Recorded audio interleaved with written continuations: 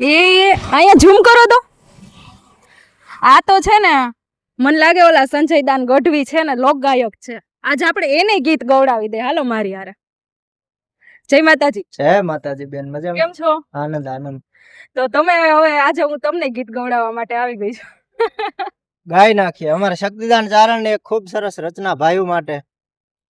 એ મંગળ ઘડી મહેમાન થઈ અને મલક હવ આવી મળે, હગાવાલામાં હવ કોઈ ભાયું વિનાનું નો ભળે, પછી દેખાય પ્રસંગ દુબળો અને ઉડે કાળા કાગડા,